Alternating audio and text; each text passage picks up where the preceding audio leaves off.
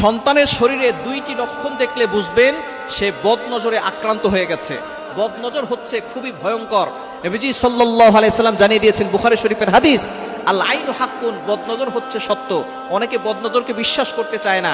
নবীজি সাল্লাল্লাহু আলাইহি সাল্লাম নিজে জানিয়ে দিয়েছেন এবং নবী সাল্লাল্লাহু আলাইহি সাল্লাম আরো বলে দিয়েছেন, বদনজর এতটা ভয়ঙ্কর জিনিস, একটা সুস্থ উটকে অসুস্থ করে রান্নার পাতিল পর্যন্ত নিয়ে যায় এবং একজন সুস্থ মানুষকে অসুস্থ করে কবর পর্যন্ত নিয়ে যায়। এজন্য এই বদনজর থেকে আমাদেরকে বাঁচতে হবে। আপনার সন্তানের ভিতরে যদি দুইটি লক্ষণ দেখেন, মনে করবেন আপনার সন্তানের উপরে কেউ বদনজর দিয়েছে। অনেক সময় আমরা সন্তানকে খালি গায়ে রাখি, অনেক সময় মানুষকে দেখাতে নিয়ে যাই, সুন্দর সুন্দর পোশাক পরিয়ে ফেসবুকে ছবি দেই, ছবিতে কিন্তু বদনজর লাগতে পারে। আপনি সবকিছু নিয়ে শো অফ করতে যাবেন না। যাদেরকে বেশি ভালোবাসেন তাদেরকে শো অফ করতে যাবেন না। হাজবেন্ডের ছবি আপনি ফেসবুকে দিচ্ছেন, স্ত্রীর ছবি ফেসবুকে দিচ্ছেন, সন্তানের ছবি ফেসবুকে দিচ্ছেন, কন্যা সন্তানের ছবি ফেসবুকে দিচ্ছেন।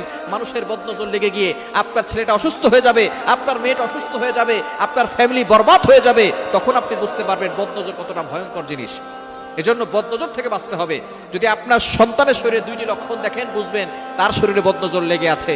এক নাম্বার হচ্ছে, আপনি আপনার সন্তানকে খাওয়াচ্ছেন, সে খাবার খাচ্ছে, তারপরও সে শুকিয়ে যাচ্ছে, দিন দিন চেহারা নষ্ট হয়ে যাচ্ছে, দিন দিন শুকিয়ে যাচ্ছে। যদি এই লক্ষণ আপনার সন্তানের শরীরের ভিতরে থাকে, মনে করবেন কারো বদনজর আপনার সন্তানের উপরে লেগেছে। তখন কি করবেন আমি বলে দিচ্ছি।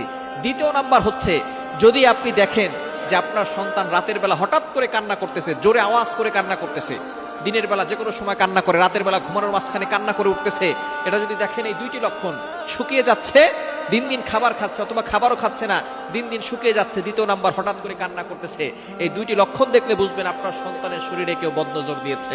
এই বদনজর থেকে বাঁচার জন্য কি করবেন? আপনি আয়াতুল কুরসি সূরা বাকারা 255 নম্বর আয়াত, 3 নম্বর পারার 1 নম্বর পৃষ্ঠার 9, 10, 11, 12, 13 নম্বর লাইন সূরা বাকারার 255 নম্বর আয়াতটি আপনি একবার পড়বেন। এরপরে আপনি সূরা কাফিরুন একবার, সূরা ইখলাস একবার, সূরা ফালাক একবার, সূরা নাস একবার পড়ে আপনার সন্তানকে ফু দিয়ে দিবেন। এবং আপনি এই বিষয়ে খেয়াল রাখবেন, যদি আপনার সন্তানকে কেউ দেখতে আসে, তাকে মাশাআল্লাহ বলতে বলবেন। বলেন মাশাআল্লাহ। যদি মাশাআল্লাহ না বলে, বলে যে খুব সুন্দর, ভালোই তো স্বাস্থ্য হয়েছে, এই ধরনের কথা বদনজর লেগে যেতে পারে। আপনার ঘরের ভিতরে কিছু লোক আছে যারা বলবে সন্তান তো ভালোই স্বাস্থ্যবান হয়েছে, খাওয়া দাওয়া তো ভালোই করতেছে, এই ধরনের কথায় দেখবেন বদনজর লেগে যায়। আস্তে আস্তে দেখবেন সন্তান খাওয়া দাওয়া বন্ধ করে দিছে, সন্তান শুকিয়ে যাচ্ছে।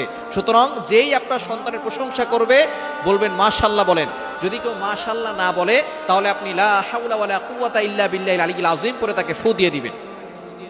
এবং যদি আপনি বুঝতে পারেন যে কারো বদনজর লেগে গেছে, তাহলে আপনি তাকে নিয়ে আসবেন, নিয়ে এসে তাকে গোসল করাবেন।